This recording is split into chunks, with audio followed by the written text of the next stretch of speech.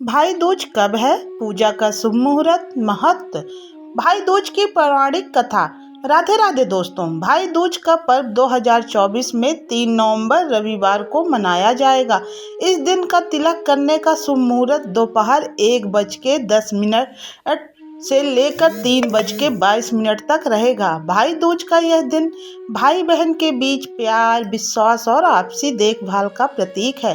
बहनें इस दिन अपने भाइयों के माथे पर तिलक कर उनकी दीर्घायु, सुख, समृद्धि और उनकी सुरक्षा की कामना करती हैं, जबकि भाई अपनी बहनों की रक्षा और सम्मान का वचन देते हैं।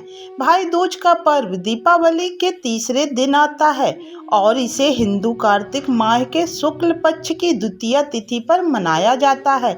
यह पर्व भाई बहन के प्रेम और सुरक्षा के प्रतीक के रूप में महत्वपूर्ण है और रक्षाबंधन के बाद दूसरा प्रमुख त्योहार है जो भाइयों और बहनों के बीच के बंधन को और मजबूत बनाता है। इस दिन बहनें अपने भाई की लंबी आयु, सुख, समृद्धि और खुशहाल जीवन की कामना करती हैं। भाई दूज के अवसर पर बहनें अपने भाइयों के माथे पर तिलक लगाती हैं और उनके लिए प्रार्थना करती हैं। कुछ बहनें इस दिन उपवास भी रखती हैं जो वे तिलक के बाद समाप्त करती हैं। इस दिन को दक्षिण भारत में यम द्वितीया के रूप में भी मनाया जाता है, जहां यमराज और उनकी बहन यमुना से संबंधित कथाओं का स्मरण किया जाता है। अगर आपने अभी तक मेरे चैनल को सब्सक्राइब नहीं किया तो जल्दी से सब्सक्राइब कर दीजिए और बेल आइकॉन को भी प्रेस कर दीजिए ताकि आपको हमारी नई वीडियो की नोटिफिकेशन सबसे पहले मिल सके। वीडियो को लाइक और कमेंट्स करना ना भूलें। आपका सपोर्ट हमें और बेहतर कंटेंट बनाने के लिए प्रेरित करता है। तो हम सुनते हैं भाई दूज की पहली कथा। भाई दूज की इस कथा के अनुसार सूर्यदेव और उनकी पत्नी छाया के 2 संतानें थीं, यमराज और यमुना। भाई बहन का यह रिश्ता अत्यधिक प्रेम और स्नेह से भरा हुआ था। यमराज मृत्यु के देवता थे और अपने कर्तव्यों में व्यस्त रहते थे, जबकि यमुना अपनी सरल और सौम्य स्वभाव के कारण अपने भाई के प्रति बहुत लगाव रखती थी।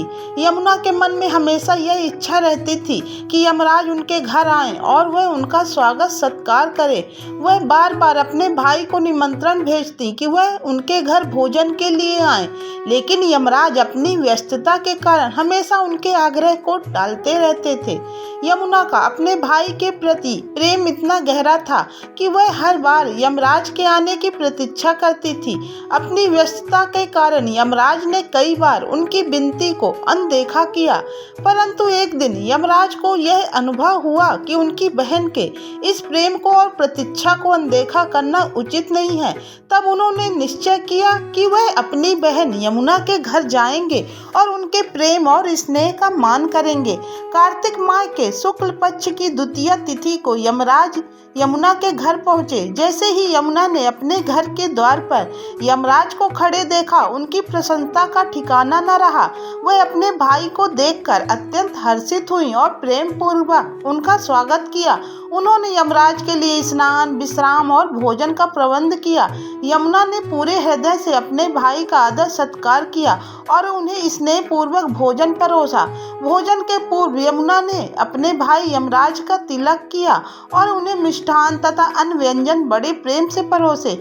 यमराज ने भी प्रेम पूर्वक भोजन ग्रहण किया। इस दिन को भाई दूज का नाम मिला, जो भाई बहन के रिश्ते में प्रेम, स्नेह और अपनेपन का प्रतीक बन गया।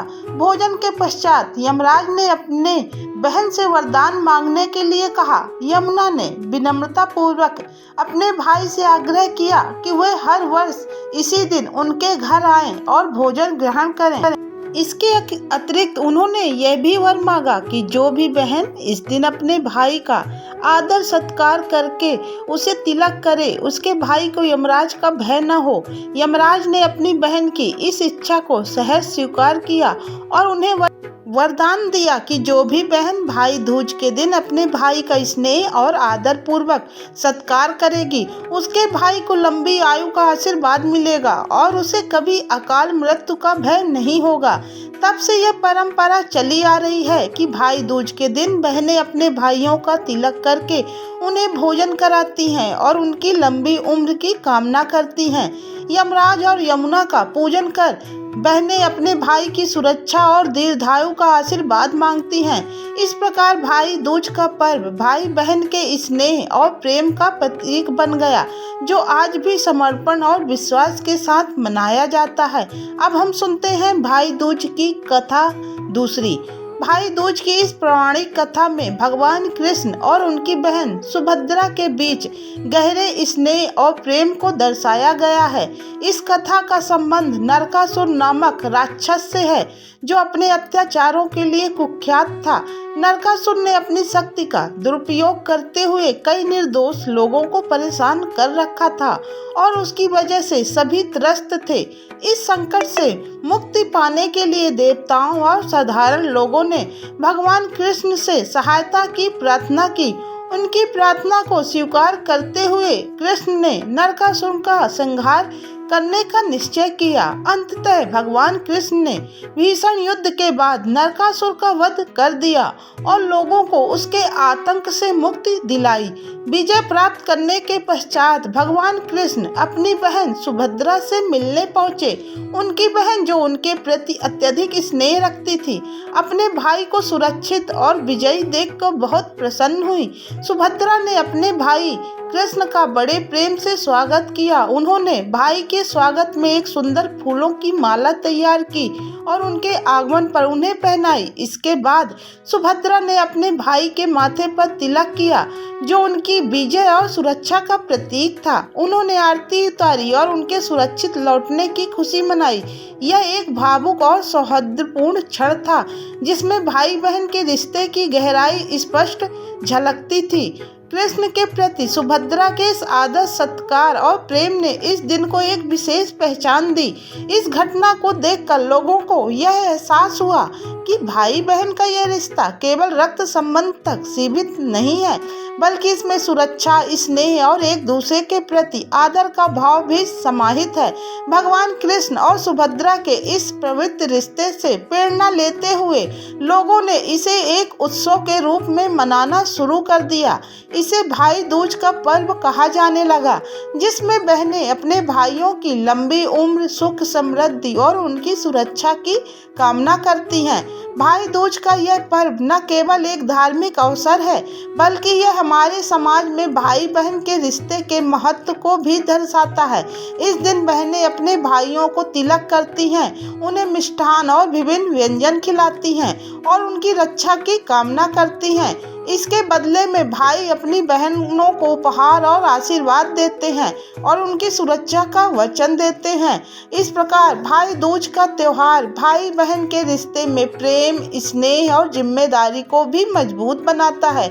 इस कथा में भगवान कृष्ण और सुभद्रा के बीच का यह भावपूर्ण प्रसंग हमें यह सिखाता है कि एक भाई बहन का रिश्ता केवल जन्म से नहीं, बल्कि आपसी स्नेह और विश्वास से भी जुड़ा होता है।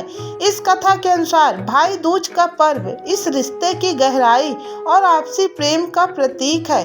तब से लेकर आज तक हर भाई दूज पर बहनें अपने भाइयों की सुरक्षा और उनके जीवन की मंगल कामना करती हैं और यह परंपरा आज भी पूरी श्रद्धा और आस्था के साथ निभाई जाती है। तो दोस्तों, अब हम मिलते हैं आपसे अगले वीडियो के साथ। तब तक के लिए राधे राधे।